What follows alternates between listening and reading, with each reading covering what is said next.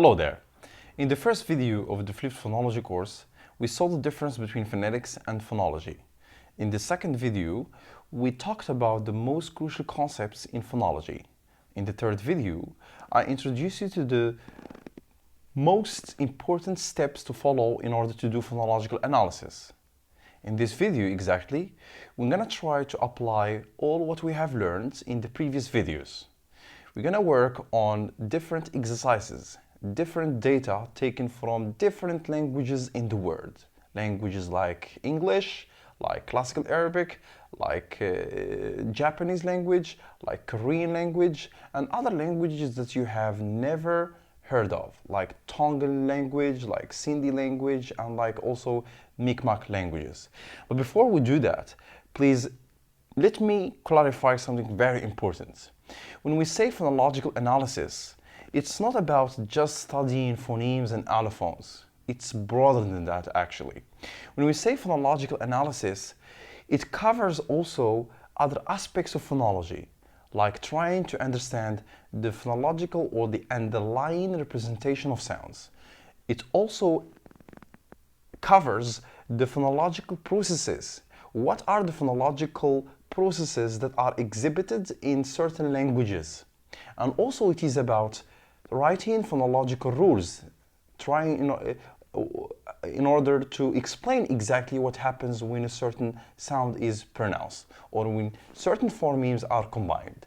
So to do phonological analysis is not about just trying to study the phonemes and allophones, but also it's about understanding the underlying phonological representations of sounds, and also it has to do with covering all phonological processes exhibited, and also it has to do with writing phonological and understanding the phonological rules that are there in that language. But in this video, we're gonna focus on just the first part of the analysis, which is exactly trying to study phonemes and allophones.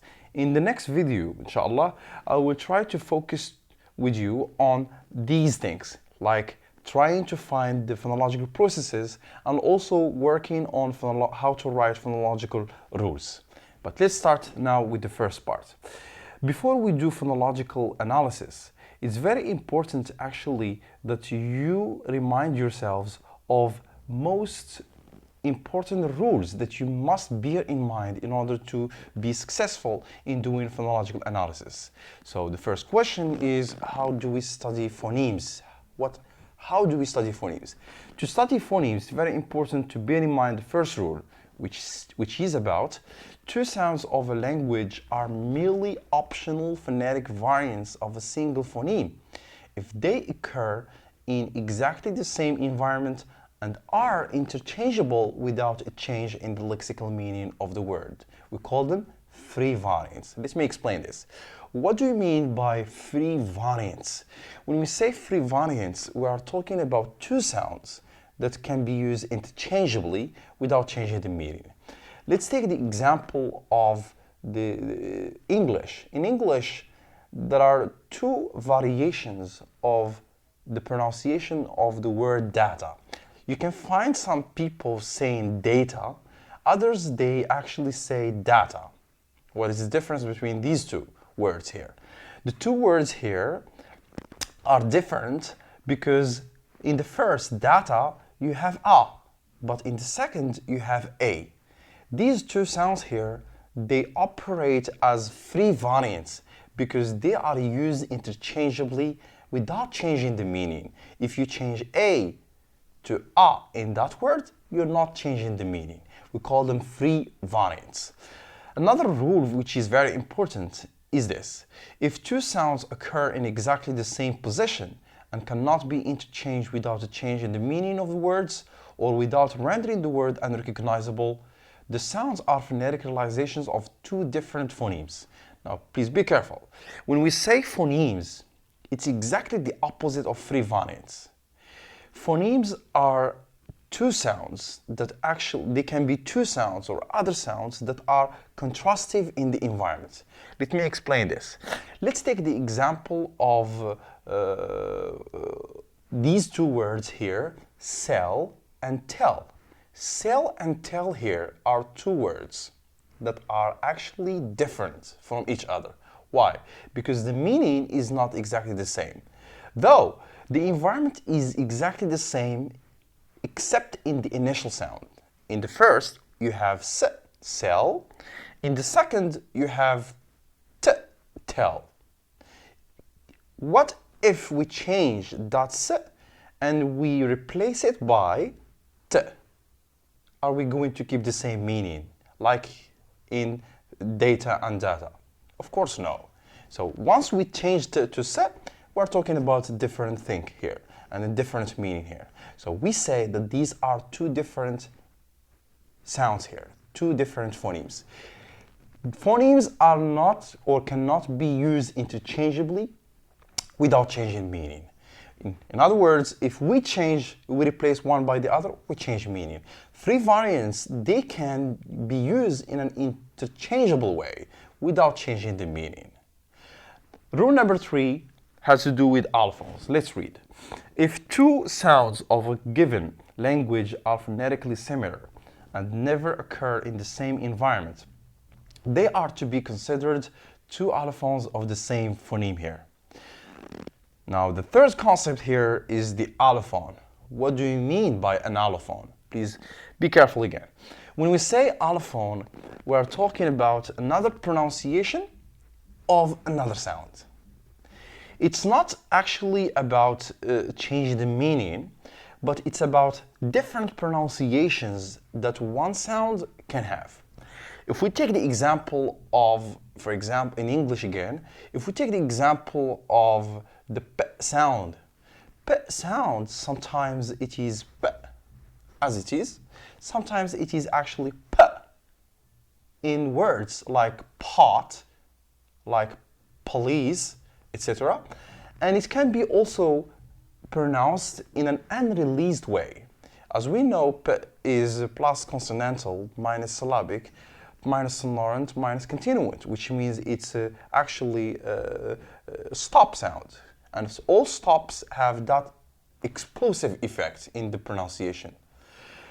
The p sound, when it is actually final, it loses that explosive effect.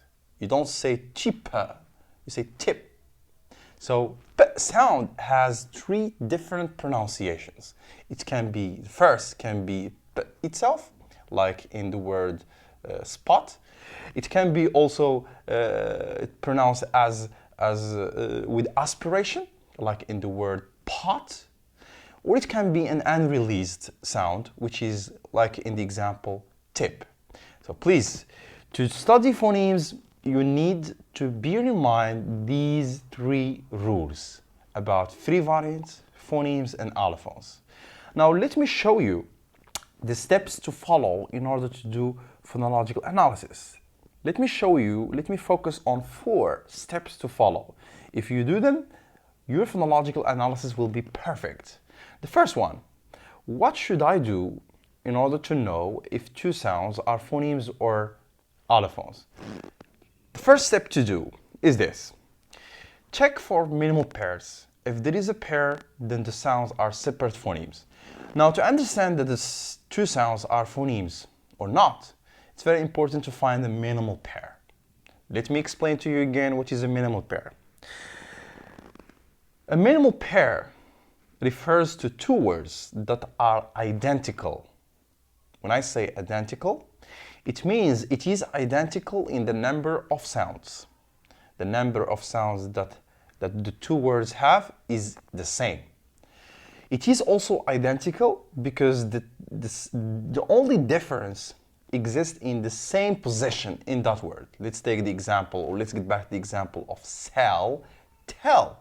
These two words they give us here a minimal pair. Why? Because first, we have the same number of sounds in each of them. Sell, s, then the vowel, then l. Tell, t, then the same vowel, then also l. Number 2, this is a perfect minimal pair also because the only difference is in one sound segment. And that difference exists in the same phonological position or environment. Sell, tell, the difference in the first in the initial sound in s, and also in tell in the initial sound of the word tell. The third thing to check is the minimal pair, is exactly the mean in that minimal pair. If we change the s to t, do we change the meaning? Of course we do. They do have two different meanings here. So what we say, this is exactly a minimal pair, which proves it that the s and t are exactly two different phonemes. Now, what if it is the case that you couldn't find a minimal pair? Please look. Before I move to the second step, you need to remember this. A minimal pair refers to two words. We call them minimal pairs. Two identical words, so we say it's a minimal pair. If it is the case that you find three identical words, let's call them, please, a minimal triplet. If it is more than three words that are identical, we simply call them minimal set. Remember, minimal pair, two words identical, except in one sound segment, and the meaning is different. Or minimal triplet, we're talking here about three words identical except in one sound segment and three different meanings. If it is more than three, we call them minimal set. More than three words identical except in one sound segment and the meaning is different. So we call them minimal set. Minimal pair, minimal triplet, minimal set. Please remember these three concepts here. Now, what if it is the case that we couldn't find any minimal pair or minimal triplet or minimal set? We move to the second step. Check for complementary distribution. Are the sounds found in the same phonetic environment? If not, they are allophones of the same phoneme. So please look. Once you don't find a minimal pair, start listing the environments. Start trying to check the environment for each sound. In other words, what are the sounds that exist before that specific sound and what are the sounds that follow that specific sound? Try to understand the environment. When we say the environment, when we say the phonological environment, we mean where that sound exists, where that sound also occurs. What are the sounds before it? What are the sounds after it? Now, once you list the environment for every sound, check the environment. Is it the same or not? If it is not the same, this means, and you write this means that these two sounds are in complementary distribution because they are found in two different environments. Now, how do you know that these two environments are two different environments? Because the environment where the first sound exists is totally different from the other environment where the other sound exists. For example, one sound is always found initial, while the other sound sometimes it is found initial, sometimes it is found final, sometimes between consonants, sometimes between vowel and consonant, sometimes between vowels. So what you say, these two environments are two different environments, so they are in complementary distribution. So we are talking about two allophones of the same phoneme here. Now, what do you do after that? We go to the third step.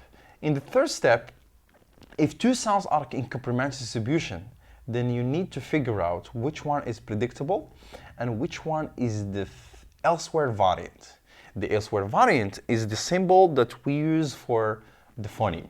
Please look, once you decide that we are talking about two allophones of the same phoneme, the task that you should do is try to find which one of these two sounds is the real phoneme and which one it is exactly just the another pronunciation of it.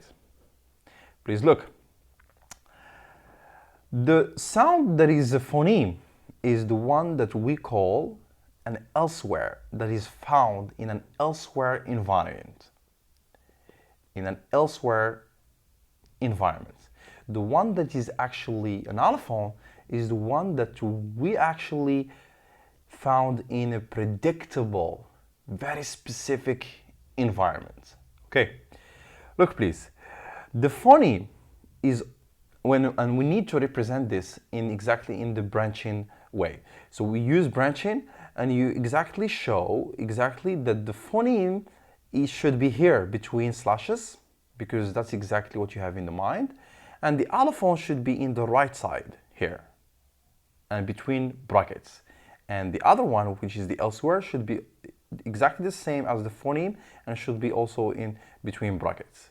Please look, let me explain this.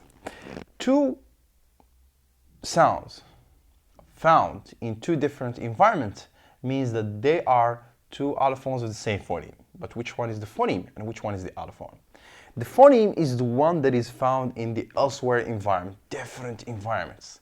But the allophone is the one that we find in a very specific environments, predictable environments.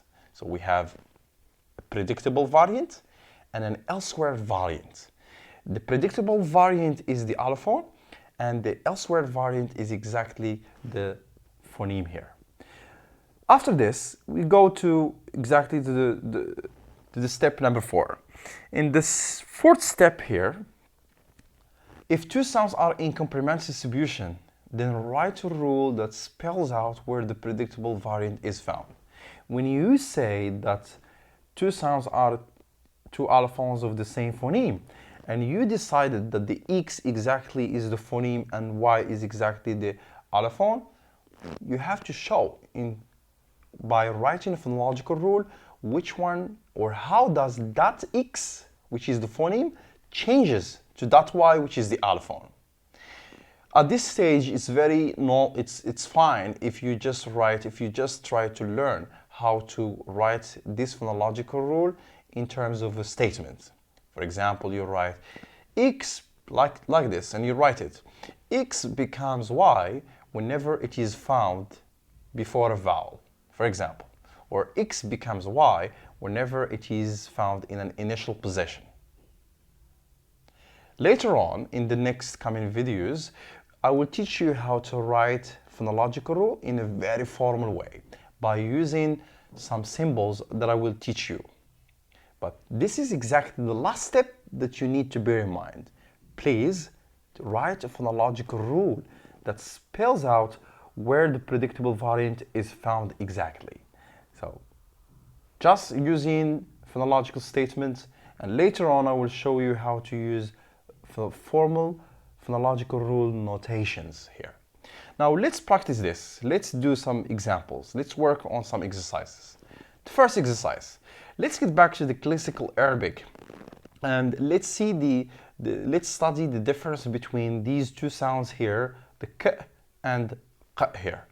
As you know, classical Arabic is very special because it has some sounds that do not exist in other languages. And one of them is the one we have here, which is the q sound, which is the glottal sound here. Now, which is a pharyngeal actually sound. Look, when the question here is this: are k and q allophones of the same phoneme? Are they two allophones of the same phoneme? Let's do the first step. Check minimal pairs. Can we find here a minimal pair? Is there here any two words identical except in one sound segment, and the meaning is different? Can we find one? Now, if you look into the data, you will find absolutely a minimal pair. Number 1 and number 5 are two identical words except in one sound segment, and the meaning is different. So what do we write? Simply, this is a minimal pair, which means that the two sounds k and q are actually two distinctive phonemes because they contrast meaning in the following minimal pair: kalb, dog, versus qalb, heart. This means again that the sound k is pronounced as itself, and the sound q is also pronounced as itself. So we're fine here. Since we found a minimal pair, it's at least one minimal pair, it's very sufficient to understand and to infer that we are talking about two different phonemes. Needless to go for the second or the third or the fourth step here. So we stop here. Now let's see other examples in which it's not the case of a minimal pair. Tongan is an Austronesian language. It is actually spoken in the area between Australia and Asia, in different places like Tonga, American Samoa, and Fiji. Now, what is the question here? The question is this: what is the distribution of the phones s and t in Tongan? Are they separate phonemes or are they allophones of the same phoneme? Good. What do we do exactly first? We go through the first step. First step has to do with check for minimal pairs. Can we find here a minimal pair, a minimal triplet, or a minimal set here? Let's check the environments. Do we have any two or more identical words except in one sound segment? It's actually no. So we have no minimal pairs. Now, since we have no minimal pairs, we go to the next step, which is listing the environment. Check the distribution of the sounds. We start with the s sound here. The s sound here, let's look into the environment in the data in front of you and check where that s is found. We go to word number 1, there is no s. Number 2, there is no s. Number 3, there is no s. 4, no s. 5, yes, we have. 6, we have. 7, we have. So we start with 5. In word number 5, CC, which means grand, there are two s sounds here. The first one is found initial and followed by E. And the second one is found between two identical vowels, E here. So what we do here, we write this exactly here. What we write here is the sounds that we have before the s. And what we write here, the sounds that we have after the sound s here. If it is the case, like in number 5, the first s sound is found initial, which means we have nothing before the s. We use the symbol of a word boundary, which is like a hashtag here. So we write it is initial and followed by E. In the second, it is actually between two E's here. In word number 6, we have actually again two s sounds, and the first in the same environment, which is, we'll write it again here. So we found that it is actually again between O and E, and again here between O and E. In word number 7, it is found between two vowels again, and this time it's between A and E here. So we write it A and E here. So as you can see, we have described or listed the environment for the sounds, what are the sounds that exist before s, and what are the sounds that exist before or after the sound s here. We do the same thing with the other sound, which is t. The t sound, if you look at number 1, number 2, number 3, number 4, we have the t sound. But 5, 6, 7, there are no t sound here. So we're gonna try to describe this data the environment here exactly. The t sound here is found between two vowels here. So we'll write it, please. The sound t in the second also between two vowels O and U. We write it also here. Number 3, the sound t is found between O and O and also O and O. In number 4, the sound t is found also between two vowels A and A. Now, what do you notice? Is it the same environment? Of course, it's not the same environment. The s and t are found in two different environments. So what do we write? We simply write that two sounds s and t are in complementary distribution because they occur in two different environments. Therefore, there are two allophones of the same phoneme here. Simply, since we found that these two sounds are actually found in two different environments, we understand that they are in complementary distribution. So which means that they are two allophones of the same phoneme. But what is the phoneme? Now we go to step number 3. Which one of these two is exactly the phoneme? Is it s that becomes t, or is it t that becomes or actually pronounced in some environments as t sound here? Now, to understand this or to answer this we need to get back to the environment. Once you get back to the environment, you notice that the sound has a very special environment, which is it is always found followed by one specific kind of vowel, which is exactly E, the high front tense vowel, E. So what does this mean? This means that the s is predictable, while t is found in different other environments or followed by different other sounds or vowels. So what we write, the two sounds s and t are in complementary distribution because they occur in two different environments. Therefore, they are two allophones of the same phoneme, which is exactly the t sound here. We represent this using the branching again, and we write that t becomes t, which is itself, or s in a certain environment. Now we go to the fourth step, which is writing a phonological rule in a statement. So what we understand here from the data, that speakers of tongue language, they have phonological knowledge, which is very unconscious. It's like exactly what happens to Americans when they pronounce t in the word water. They flap it and it becomes water. Do they do this always? Of course no, but in a very specific kind of environments. Now this is exactly the case with the t sound. T sound in Tonga language can be itself, or it is actually sometimes pronounced as s.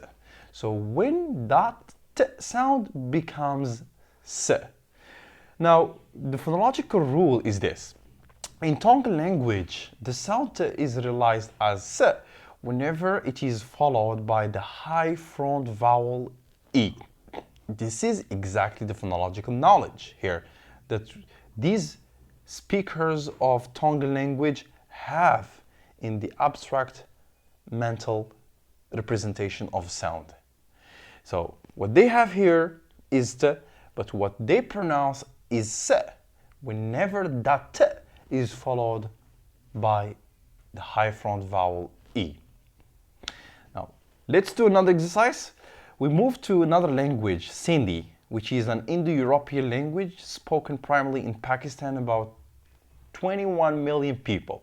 Now, what is the purpose here? The purpose is to understand the distribution of these sounds, b, b, and the aspirated b. Are these three sounds allophones or phonemes in this language? What is the distribution of these, or how is the distribution of these three sounds? Is it a complementary distribution or a contrastive distribution here? Now we go again through the steps I showed you. The first step is check for minimal pairs. Let's check the environment and let's see whether it is the case that we can find some words that are identical except in these three sounds here.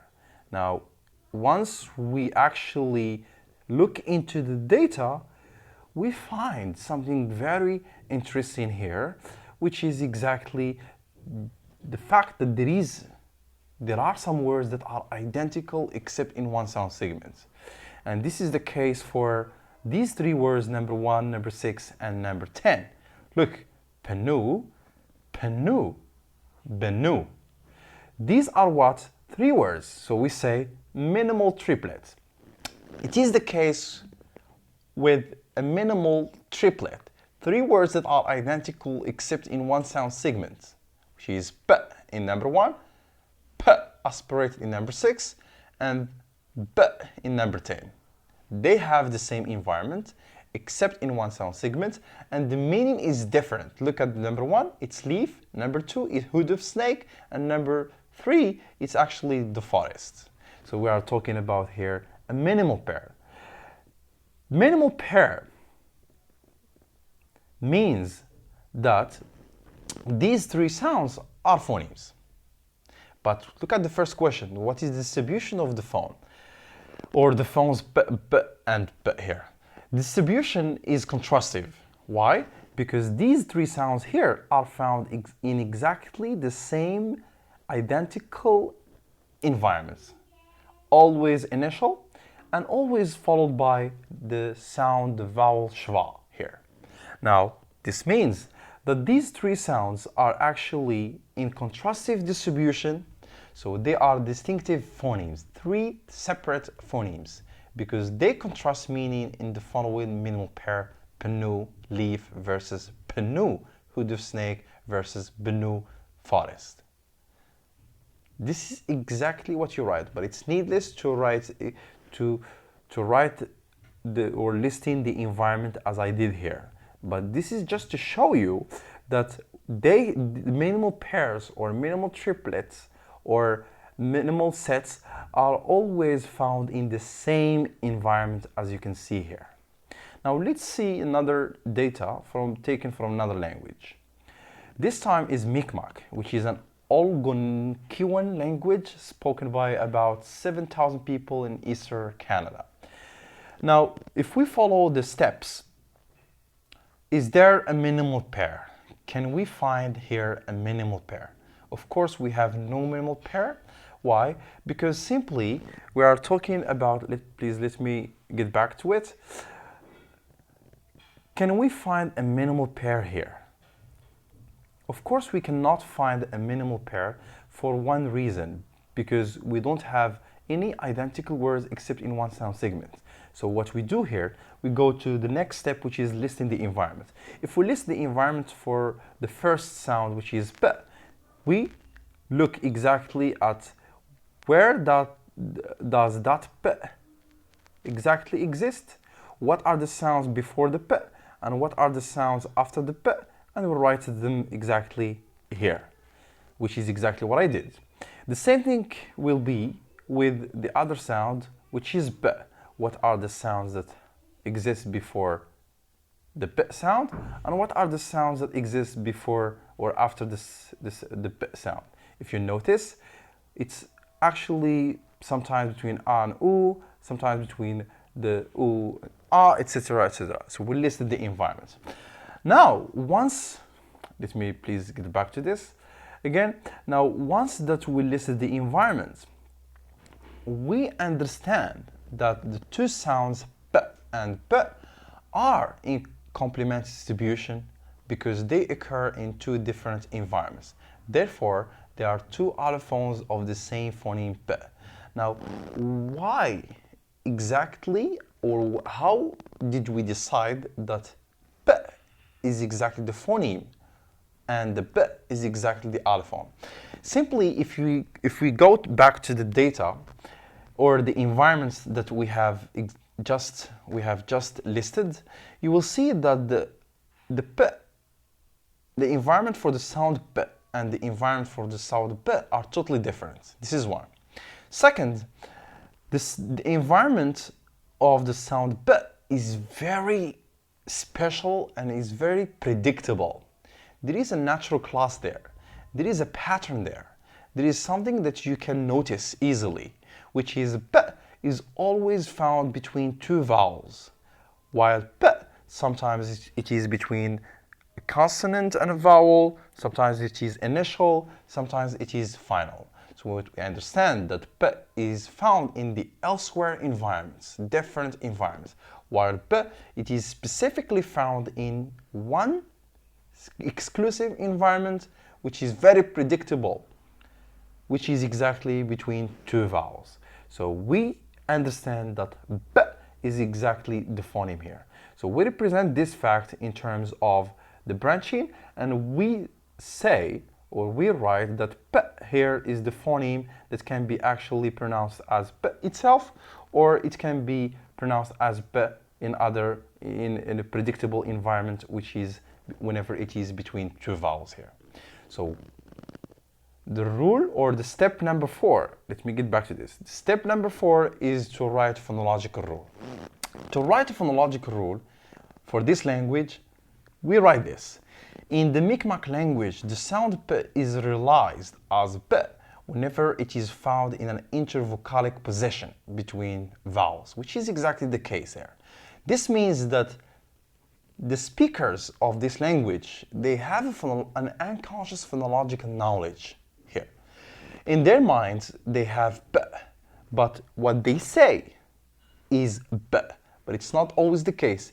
Just whenever that P sound is put in an environment which is intervocalic, between two vowels.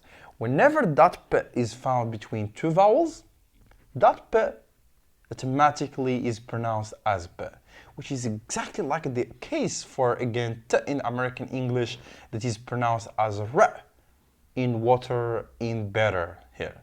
So what they have here for Americans is T. What they pronounce is exactly the flapped T here, which sounds exactly like a R sound here. Let's see another example. Now we go to Japanese language. Consider the sound T and Ch in Japanese and determine whether they are allophones of the same phoneme or represent two different phonemes. If allophones state the complementary or the complementary distribution, if phonemes state the contrast. Argue for your solution. What phonological process is illustrated here? If the two sounds are allophones, write a rule that accounts for their distribution using feature notation. But don't bother yourself using or writing the feature notation. This is not the case. Today, in this video lesson, I will teach you just how to write phonological rule in terms of phonological statements, just as a statement, not yet as a feature notation. This is something I will teach you in the coming video, inshallah. Now, let's focus on the environment here. The data here, we have 9 words taken from Japanese language. What we are concerned with here, 2 sounds, the T and Ch. We want to check whether these two are phonemes or allophones. The first step, is there a minimal pair? Can we find a minimal pair here? Is it the case that we have words that are identical except in one sound segment? Do we have one? No, we don't have any minimal pair here. So what we do again, we go to the next step. Check complementary distribution. Check the environment.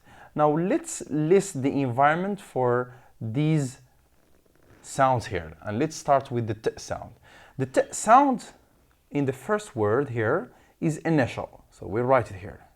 Before it, we use the hashtag for word boundary, followed by A, which is the case here. The T sound again is found between two vowels, A and A. The T sound in the number 2 is again found initial, followed by exactly the sound A. Again, the sound T is also found in number 4 between the sound E and the sound exactly A. So we try to write all the environments that existed here, or that describe the distribution of the T sound here. So it's initial, it's between 2 A's, then again it's initial, followed by the vowel A, again it's between E and A, again it's between 2 vowels in number 6, koto, and in number 8 it's initial T, which is hand. Now let's go to the sound Ch. Check the environment where it is found. In word number 3, we have chichi. ch is initial followed by e. Then ch is between two vowels here identical, which is e. We'll write it exactly here again. So we show this environment here. So we write exactly that ch is initial followed by e. Ch is between two vowels e. Ch is initial again followed by e. Ch again is between u and e in the word in the seventh word word number 7, and also in word number 9 it is the same case. It is between u and e. So now we listed the environment. Look at the environment. Is the environment the same? What we understand, or what we can infer, is this. We infer that the two sounds ch and t are in complementary distribution because they occur in two different environments. Therefore, they are two allophones of the same phoneme again. Now, number 3, the step number 3, which one is the phoneme? So they are two allophones of the same phoneme, but which one of them is the phoneme? To understand this and to ask exactly this question, what we need to do, get back to the environment. Check the environments. Let's check the environment and let's try to find which one of these two environments is predictable and which one is actually found in, or it is just an elsewhere environment, sometimes in a certain environment, sometimes in another environment. Now what you notice is that ch is always found again followed by one specific sound, which is the high front tense vowel e, which is not the case with the t sound that is found sometimes initial, sometimes between two vowels, and sometimes followed by a vowel.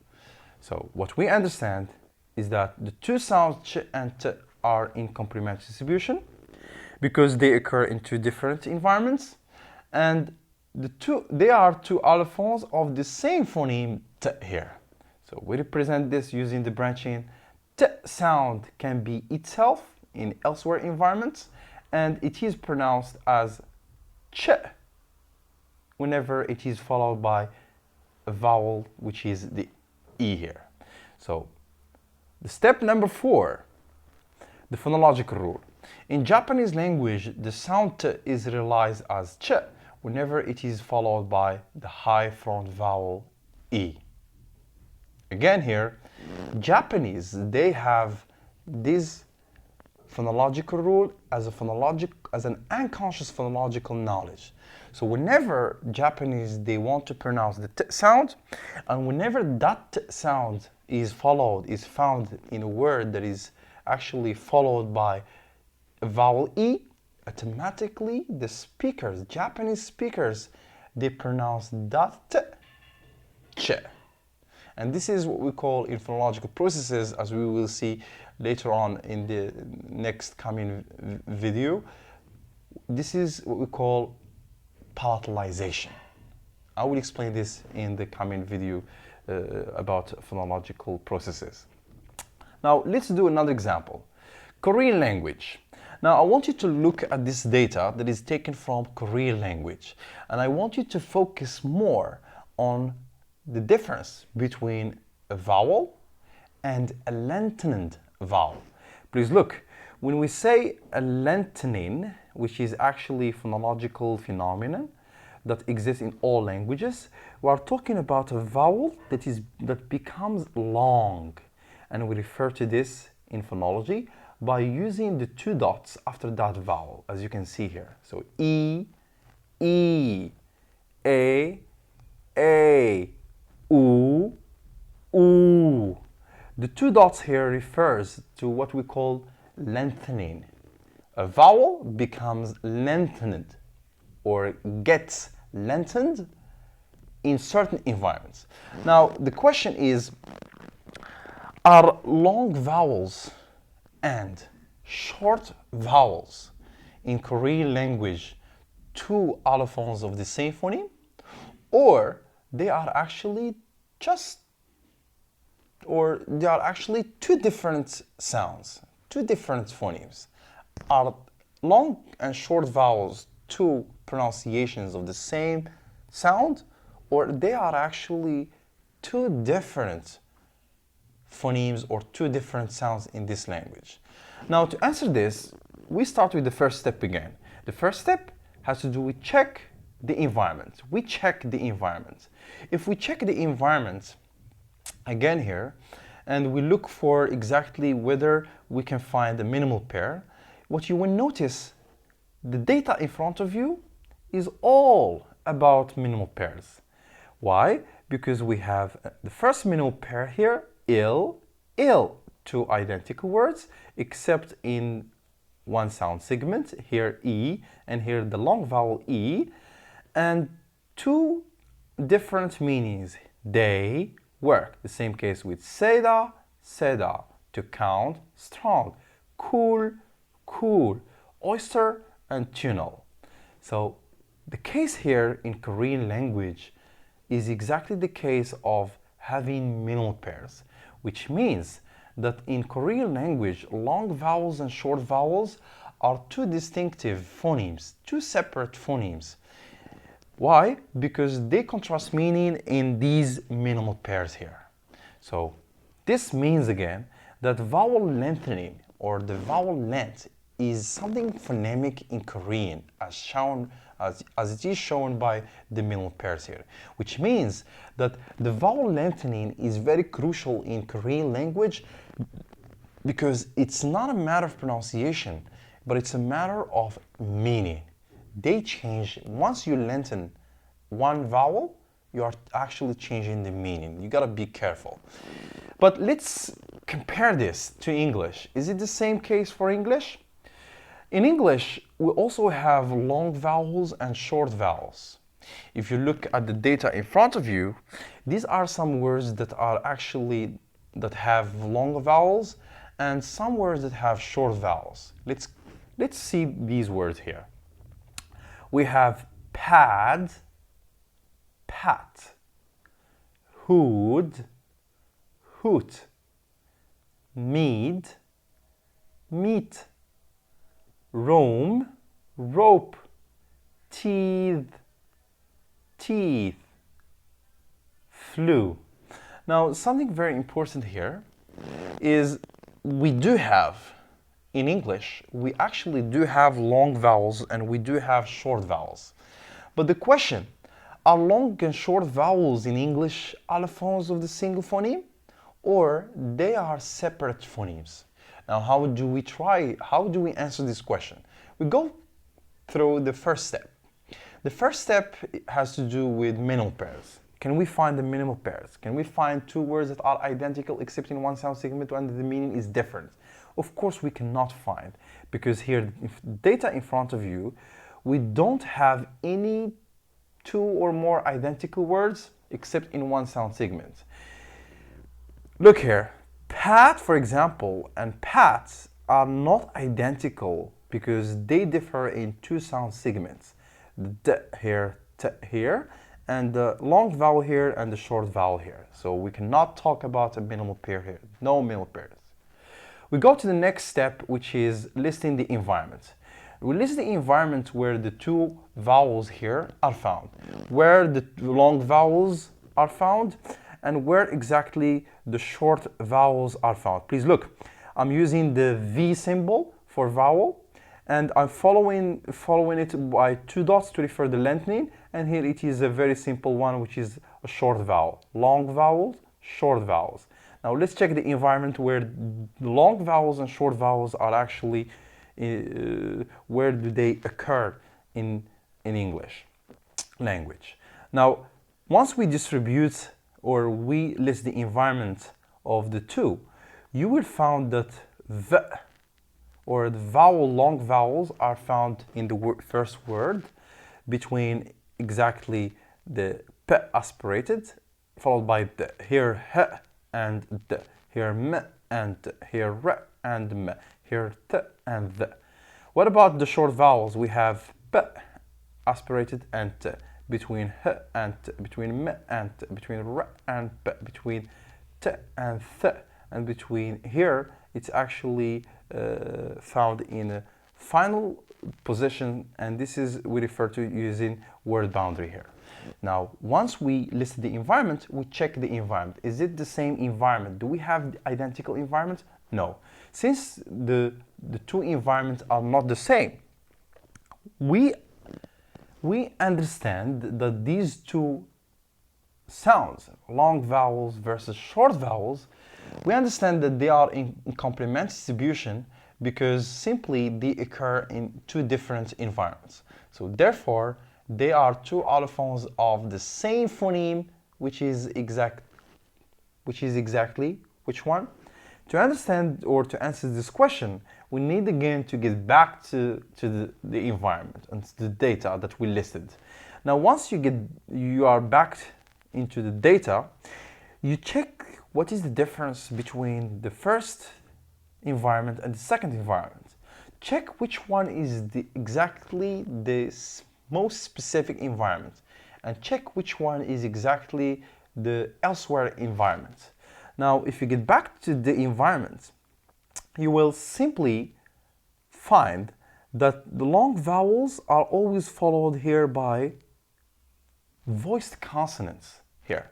They are always followed by voiced consonants, which means short vowels are actually followed by voiceless consonants, and also sometimes in word boundary, word final position.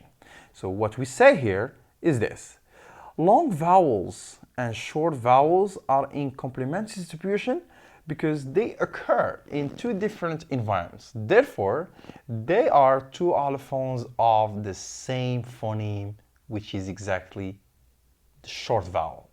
The short vowel is the phoneme because it is found in the elsewhere environment, different environments, okay? Because since we have two environments there, followed by voiceless or word boundary. But long vowels are always followed by just plus consonantal plus voiced consonants. Just followed by voiced consonant here. So what is the phonological rule here? In English, vowels get lengthened whenever they are followed by voiced consonants. So this is exactly the unconscious phonological knowledge that English speakers have. English speakers, they actually lengthen the vowel whenever it is followed by a voiced consonant. Now, I hope that we had enough exercises. I hope these exercises will actually help you understand the first part of the phonological analysis, which is just studying whether sounds are phonemes or allophones. Please let me recommend this book that I'm using as a reference for my course, Generative Phonology by Sanford Chain. It's very actually interesting, it's very informative, and it's very useful to understand exactly generative phonology and the field of phonology in general. Thank you for watching again, and please stay tuned for more coming videos, inshallah, that I will be sharing with you in the few coming days, inshallah. Take care, and please subscribe to my channel to keep yourself tuned and informed by any new videos that will be posted in the coming few days. Take care. Bye-bye.